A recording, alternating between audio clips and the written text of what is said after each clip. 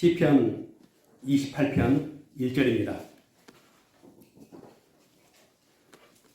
시편 28편 1절.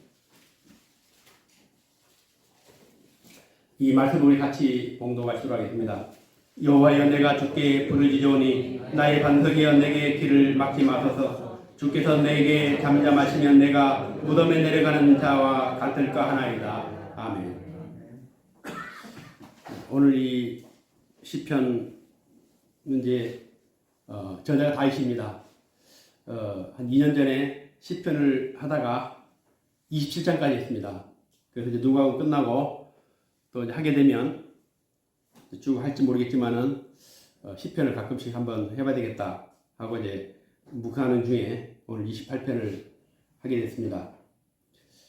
참 다윗 하면은 그 파란만장한 삶을 살았던 사람이라고 그런 수식어가 떠오를 겁니다. 그런데 그 많은 어려운 일들 중에서 가장 다윗이 힘들었던 게 자기 아들 압살롬의 반역이었을 겁니다. 그래서 우리는 이런 이제 살다 보면 어려움에 놓이게 되고 한계상에 놓이게 되면 기도를 합니다. 이제 다윗이 오늘 그 압살롬의 반역으로 인해서 굉장한 그런 고통 가운데 있을 때에 했던 기도가 바로 오늘 이 시편 28편으로 추정이 됩니다. 이 압살롬은 쿠데타를 아주 오랫동안 준비했습니다. 모든 사람이 다 눈치챘죠. 근데 다윗만큼은 자기 아들 믿고 싶었습니다. 혼내지도 않고 어떻게 조치를 취하지도 않았습니다. 그런 동안에 이제 민심이 전부 다 아들에게 다 넘어갔죠. 그리고 또 다윗을 따르는 많은 사람들이 그 아들 편으로 이제 반역을 합니다. 그래서 이제 때가 되니까 이 압살롬이 헤브론에서 자기 아버지랑 똑같이 합니다. 왕을 선포하고 예루살렘을 향해서 이제 쳐들어옵니다. 얼마나 급했는지 다윗이 신발도 신지 못하고 맨발로 피난길에 오릅니다. 자기의 10명의 그 후궁들은 다 궁궐에 남겨두고 기도의 신을 건너가지고 이제 감난 설교를 해가지고 피난을 가는데, 물론 이제 많은 백성들은 또 눈물 흘리겠지만은 어떤 사람들은 다윗에게 돌을 던지고 저주하는 그런 일들도 일어났습니다. 우리가 그 영화에 보면 그 임일하는 때 선조가 궁을 비우고 피난 가지 않습니까? 그때 막 백성들이 조롱도 하고 막 그런 것처럼, 사실 젊을 때는 모르겠지만 다윗이 이제 거의 왕위가 끝나는 70이 다 돼가는 그런 나이였기 때문에 민심이 이제 젊은 아들 압살롬에게 어찌 보면 가는 것이 당연하지 않았을까 생각이 들기도 합니다. 오늘 이 시편 기자가 이 다윗인데, 다윗은 나이 30에 왕이 됩니다. 굉장히 빠른 나이 왕이 되죠. 그리고 40년 동안 왕이 됩니다. 이게 직업이 왕인 사람입니다. 대단하죠. 어찌 보면 굉장히 큰 복을 받은 사람입니다. 다윗에게 이 고난을 빼버리면 참 영화의 중공처럼 30이라는 나이에 왕이 돼서 40년 동안 어찌 보면 처음에는 이제 헤브론에서 왕이 되지만 나중에는 통일 이스라엘 왕이 돼서 대단한 그런 일들을 하게 됩니다. 그런데 만약 하나님께서 나에게 너도 다윗처럼 살겠느냐라고 한다면 저는 단연코 아닙니다. 다윗처럼 살겠습니다. 왜? 다윗은 결코 영웅처럼 살다간 사람이 아닙니다. 산전수전 다겼고 파란만장한 삶을 살았고 수많은 전쟁터에서 말할 수 없는 고난, 쫓기고 또 쿠데타를 또 2번씩이나. 그런데 그 엄청난 고난을 어떻게 이겨냈을까? 다윗에게 가장 큰 두려움이 있었습니다. 그 두려움이 뭔지 아십니까? 지금 이제 피난길 아닙니까? 40년 동안 왕이었던 다윗이 하루아침에 궁을 비우고 이제 도망을 갑니다. 이때 이 다윗의 가장 큰 두려움은 하나님의 침묵입니다. 아무리 힘든 고난이라도 하나님께서 짠 하고 나타나가지고, 야, 걱정하지 마. 내가 도와줄게. 나 함께 해줄게. 그러다 우리가 못 견딜 고난이 어디 있습니까? 안 그렇습니까? 그런데 아무것도 아니지만 작은 고난이라도 하나님이 침묵해버리면 어떻게 할 줄 모릅니다. 하나님 말씀해 주십시오. 어떻게 됩니까? 오늘 이 본문에는 다윗만이 할 수 있는 기도가 나옵니다. 28편 1절에 여호와여 내가 주께 부르짖으니 나의 반석이여 내게 길을 막지 마소서. 주께 내게 담잠하시면 내가 무덤에 내려간 자와 같을까나요. 기도를 보면 그 사람을 알 수 있습니다. 성도들이 이제 매일 하는 게 기도 아닙니까? 근데 그 사람의 기도를 보면 그 사람의 믿음의 깊이를 알 수 있고 그 사람의 신앙을 알 수 있습니다. 이 다윗의 기도를 보면 다시 보입니다. 지금 인생 중에 어찌 보면 가장 절박한 순간이 있을 겁니다. 이 압살롬이 민심을 얻었지만 굉장히 포악한 사람이죠. 그러니까는 자기 형제, 배다른 형제죠. 형제를 아주 무자비하게 죽였던 그런 포악한 성격의 소유자입니다. 그런 압살롬이 왕이 올랐기 때문에 이제 왕이 됐기 때문에 언제 어느 때 다윗에게 어떤 일이 날지 모르는 것이 이 절체절명의 순간에 다윗이 기도를 합니다. 그리고 하나님을 부릅니다. 다윗이 부른 하나님 누군가 하면 28장 1절에 여호와여 주께 부르짖으니 나의 반석이여라고 말씀합니다. 하고 많은 그 하나님의 그런 그 표현 중에 반석이라고 표현합니다. 우리나라도 대통령을 한번 하고 나면 그를 따르는 정치 세력들이 형성되죠. 그러니까 친이 이명박 대통령 할 때는 친이 그룹이 생기고 박근혜 대통령 될 때는 또 친박이 생기고 또 친노가 생기고 친윤이 또 생길 것이고 계속해서 그 지지 세력이 만들어집니다. 그런데 이제 그 사람들이 준비하고 이렇게 만들어진 게 아니라 원래는 다른 걸 지지했다가 옮겨가는 겁니다. 그러니까 얼마 전까지 친박했던 사람들이 지금 이제 친윤으로 갔지 않습니까? 그렇게 해서 이제 불나방처럼 옮겨가는 겁니다. 그게 권력이고 권력을 따르는 사람들입니다. 이 다윗이 40년을 왕이 했으니까 이스라엘의 모든 사람들이 친다윗파입니다. 안 그렇습니까? 5년 동안 잠시 있다 사라지는 대통령도 자기 지지세를 만들었는데 다윗은 40년 왕을 했기 때문에 모든 사람들이 다 다윗을 지지했고 추종했습니다. 경고했습니다. 그러니까 다윗이 어떤 일을 할 때도 그런 견고한 세력들이 있었기 때문에 다윗이 마음껏 정사를 이끌어갈 수 있었을 것입니다. 이런 다윗에게 누가 맞서겠습니까? 근데 다윗이 이제 나이가 듣고 이제 인생이 저물어갈 때가 되니까 생각도 못한 아들이 등장하게 됩니다. 인물 좋죠. 그 성경 보면은 압살롬이 인물이 굉장히 좋은 걸로 나옵니다. 또 성격이 좋아서 물론 이제 이선이겠지만은 백성들의 민심이 다 압살롬에게 쏠리게 됩니다. 그래서 쿠데타를 일으키기 전에 상당히 많은 이제 친압살롬의 그런 세력들이 만들어지게 됩니다.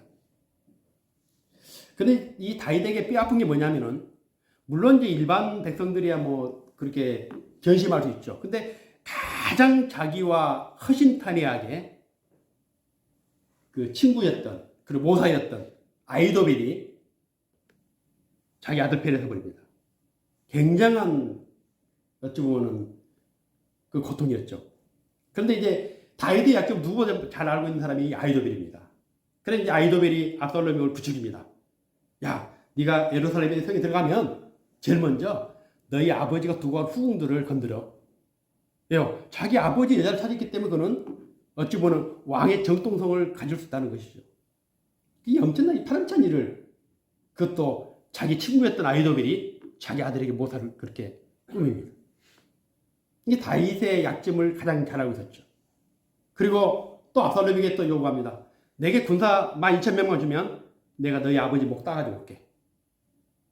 이렇게 그러니까 얼마 전까지만 해도 모든 전쟁에 자문하고 모사를 꾸몄던 이 아히도벨이 하루아침에 아들의 편이 되어버리죠. 이렇듯 얼마 전까지만 이 사람들은 다윗의 반석이었습니다. 뭔 일만 하면 이들 때문에 이들의 힘으로 전쟁도 겪고 정치도 했고 성공도 했습니다.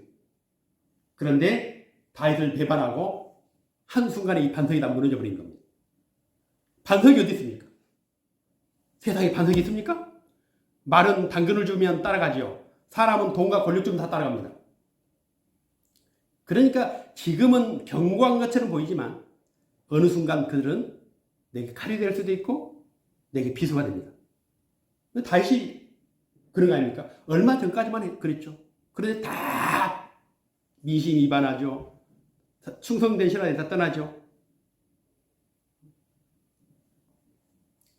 이때 다윗은 영원히 변치 않을 반석을 보게 됩니다.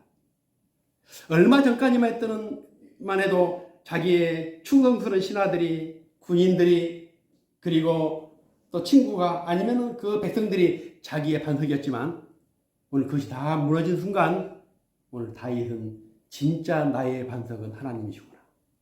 영원히 무너지지 않는. 그래서 오늘 다윗의 첫 마디 기도가 내가 주께 부르짖으니 나의 반석이여라고 기도하는 것이죠. 이 한마디 고백이 얼마나 대단합니까? 자기의 온 삶의 고통에서 나온 고백입니다. 하나님만이 나의 반석입니다. 영원히 변치 않은, 무너지지 않은 반석입니다. 여러분에게 반석이 누굽니까? 남편입니까? 아내입니까? 자식입니까? 아니면 돈입니까? 만약 이런 것이 여러분의 반석이라고 믿고 산다면 아직 여러분 진짜 반석을 만나지 못한 겁니다. 남편도 무너집니다. 아내도 무너지죠. 자식도 무너지죠. 인간관계 다 무너지게 되어 있습니다. 요즘 제가 이제 이 성교회 일 때문에 사람들을 많이 만나고 다닙니다. 이 만나면 사람들이 웃으면서 다가옵니다. 진심으로 나한테 좋은 말도 해줍니다. 근데 속으로는 그 사람을 만날 때마다 이 사람이 진짜 의도가 뭘까? 진짜 나를 보고 기뻐서 웃을까? 내가 믿어도 되는 사람일까? 만약 저 사람에게 내 마음을 줬다가 어떤 배신을 당할까? 여러분, 세상이 그런 것입니다. 웃는 게 아닙니다. 웃는 사람들의 그 내면은 알 수가 없습니다. 그래서 힘들어도 힘들다는 것을 감추고 살아야 돼요. 좋은 일이 있어도 좋다는 얘기를 못합니다. 그게 사랑과 관계입니다. 그는 하나님은 항상 그 자리에 계시죠. 변치 않으신 분이죠. 불변하신 분이죠. 변함없이 나를 믿어주시고 변함없이 나를 기다려주시고 또 내가 한 모든 말을 들어주신 진짜 반석이십니다. 나라가 어려지고 이제 위기가 오면 이 왕은 전쟁을 선포하고 참모들 모아가지고 뭐 전략회의를 하겠죠. 우리나라 같으면 이제 청와대 지하 벙커에 들어가서 뭘 한다든지 할 겁니다. 근데 다윗은 오늘 가장 먼저 하나님을 찾습니다. 다윗이 사무엘하 13장부터 쭉 보면은 이제 이 내용이 나옵니다. 압살롬이 반을 일으킨 내용이 나오는데 다윗이 참모들 모아가지고 회의했다는 그 내용이 없습니다. 오늘 시편에 보면은 오늘 그런 와중에 다시 기도를 합니다. 나의 반석이신 하나님, 내게 길을 막지 마십시오. 지금 다윗의 가장 큰 두려움은 지금 생사의 문제가 아닙니다. 어떻게 하면 그 적들을 물리치고 빼앗긴 예루살렘을 다시 회복할 것인가? 그런 문제가 아닙니다. 우리 같으면 하나님, 이게 뭔 일입니까? 저 악한 내 뱃속에 났지만은 그 악한 이 압살롬이 나에게 칼을 들어댑니다. 어떻게 해야 되겠습니까? 그런 기도가 먼저 나오겠죠. 물론 그런 기도도 수없이 있을 겁니다. 그러나 오늘 다윗에게 가장 큰 문제는 오늘 하나님 내게 길을 막지 마십시오. 그래서 제가 그 사람의 기도를 보면 그 사람을 알 수 있다고 했습니다. 우리는 대부분 기도를 많이 하는데 그 기도의 대부분 내용이 육적인 기도입니다. 육적인 것에 머물러 있습니다. 하나님, 우리 자식 잘 되게 해주십시오. 건강하게 해주십시오. 사업 잘 되게 해주시고요. 돈 많이 벌게 해주시고, 좋은 직장 들어가게 해주시고, 공부 잘하게 해주시고, 이번에 내 주식을 샀는데 주식도 좀 안 떨어지고 그것만 또 올라가게 해주시고, 다 육적인 거죠. 거기서 못 벗어납니다.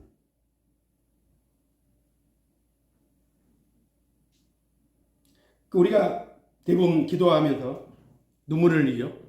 그 눈물을 흘릴 때 너무 하나님 은혜가 감사해서 하나님인데 나를 기억해 주시고 나를 하나님 자녀 삼아 주시고 이게 감사해 눈물 흘리는 게 아니라 고통을 만났을 때, 일이 잘 풀리지 않았을 때, 병이 들었을 때, 억울한 일을 당했을 때 하나님 울면서 기도를 합니다. 어떤 때는 자식 때문에 울고 어떤 때는 돈 때문에 울고 어떤 때는 건강 때문에 웁니다. 이런 것만 없으면, 이런 문제가 없으면 눈물 흘릴 일이 없습니다. 우리의 기도가 대부분 다 이런 육적인 것에 머물러 있습니다. 또 그것도 우리는 자랑으로 생각합니다. 나는 이렇게 매일 새벽 기도 가서 기도한다. 근데 그 기도에 들어보면 전부 다 육적인 것에 머물러 있습니다. 예수님께서 제자들에게 기도를 가르쳐 줍니다. 7마디입니다. 첫 마디가 뭐냐면 하늘에 계신 우리 아버지여 이름이 거룩히 여김을 받으시오.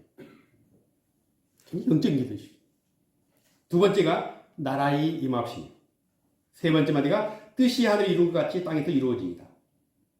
그리고 여기에 딱 육적인 기도가 하나 나옵니다. 네 번째가 우리에게 일용할 양식을 달라합니다. 그 다섯 번째 다시 우리가 우리 죄진자를 사하여 준 같이 우리 죄를 사하여 주옵시고 다만 악에서 구하옵소서. 일곱 번째가 대개 나라와 권세와 영광이 아버지께 영원히 있사옵나이다. 이 7문장 중에서 육적인 기도는 딱 하나입니다. 우리에게 일용할 양식을 달라는. 우리는 이 7마디 기도하면 6마디는 육적인 기도고 단 1마디 정도는 영적인 기도를 할 수 있을지 모르겠습니다. 기도의 현장이라는 이 에베소 3장 14절 이후에 보면 다윗이 기도를 하는데 바울이 얼마나 기도가 정말 이 모범적인 가장 이 신약에서 가장 어찌 보면은 기도의 모범이라는 기도의 현장이라 할 정도의 그런 기도가 나옵니다. 여기도 7마디 기도합니다. 한번 들어보시겠습니까? 첫째, 그의 영광의 풍성함을 따라 그의 성령으로 말미암아 너희 속사람을 능력으로 강건하게 하옵시고 믿음으로 말미암아 그리스도께서 너희 마음에 계시게 하시옵고 너희가 사랑 가운데서 뿌리가 밟히고 터가 굳어져서 능히 모든 성도와 함께 지식에 넘치는 그리스도의 사랑을 알고 그 너비와 깊이와 높이와 깊이가 어떠함을 깨달아 하나님의 모든 충만하신 것으로 너희에게 충만하시기를 구하노라. 기가 막힌 기도죠. 근데 우리가 매일 흔하게 기도하는 기도가 여기 한마디도 없습니다. 바울이 나중에 고백한 것 보면은 우리보다 더 많이 굶었고 더 많이 매를 맞았고 더 많이 고통을 당했습니다. 그런데 그런 기도가 없습니다. 물론 그런 게 나쁘다는 게 아닙니다. 우리는 그 육적인 기도를 벗어나지 못한다는 겁니다. 능력 있는 기도라는 건 뭐냐면은 안 되는 것을 되게 하는 것이 능력 있는 기도가 아닙니다. 지금 가장 시급한 것이 무엇인가를 아는 게 능력 있는 기도죠. 여러분에게 지금 가장 시급한 게 뭡니까? 어떤 문제입니까? 지금 다윗에게 가장 시급한 문제는 쫓아오는 적을 물리치는 것이 아닙니다. 빼앗겨버린 성을 다시 되찾는 것도 아닙니다. 지금 다윗에게 가장 시급한 문제는 하나님의 침묵입니다. 세상 것은 영원한 것이 없습니다. 잃었다가 다시 찾을 수 있죠. 또 빼앗겼다가도 다시 얻을 수가 있죠. 그러나 만약 하나님이 우리 인생 중에 침묵하신다면 여러분 그 결과를 생각해 보셨습니까? 그래 우리 기도가 거기에 머물러 있는 겁니다. 진짜 오늘 다윗처럼 만일 하나님이 나에게서 등을 돌리시고 나와 단절해 버리시고 내 기도에 침묵해 버리시면 나는 어떻게 될까? 그런 생각 해본 적 있으십니까? 여러분 자녀들에게 하나님이 침묵해 버린다면 그 인생은 죽어있는 인생이죠. 어쩌다 됩니까? 그 인생 결국 어디 가겠습니까? 사망이죠. 영원한 지옥이죠. 근데 우리는 그 아들이 우리 자식들에게 하나님의 침묵을 안 보이는 겁니다. 가장 시급한 문제임에도 불구하고 안 보이는 겁니다. 공부 잘하면 되고, 좋은 직장 가면 되고, 돈 많이 벌면 되고, 시집 잘 가면 되고, 그것이 우리는 인생의 전부라고 생각합니다. 그러니까 우리가 진짜 능력 있는 기도가 뭔지 모르고, 진짜 능력 있는 가장 시급한 게 뭔지 아는 것이죠. 하나님, 제가 너무 공부를 잘해서 탈입니다. 너무 세상에서 잘 나가 탈입니다. 그래서 그가 하나님을 못 봅니다. 하나님을 보게 해주십시오. 이게 예수 믿는 부모의 기도 아니겠습니까? 막 세상으로 나가는데 더 잘 나가라고 막 불태주는 겁니다. 우리는 이 다윗의 시편을 보면서 참 저도 많은 걸 느끼게 됩니다. 28장 1절을 보면 여호와여 내가 주께 부르짖으오니 나의 반석에 내게 길을 막지 마소서. 주께서 내게 잠잠하시면 내가 무덤에 내려가는 자와 같을까나이다. 이 다윗은 신앙을 한 사람이 아닙니다. 목동이었고 전쟁터에서 참패 굵었고 왕이 된 사람이죠. 그러나 우리가 죄로 인해서 하나님과 단절된 이 사건은 인간에게는 죽음을 의미하는 것인데 다윗이 그걸 깨달았다는 겁니다. 하나님이 나에게 침묵해버리면 나는 죽은 사람과 동일합니다. 살아있으나 나는 산 게 아닙니다. 만약 하나님이 잠잠하신다면, 만약 하나님과 내가 단절된다면 그것은 나에게 죽음을 의미하는 것입니다. 살아도 사는 게 아니고 산들 무슨 의미가 있겠습니까?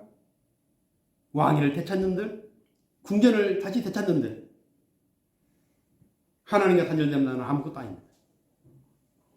다윗은 진짜 내보면은 신학 박사입니다.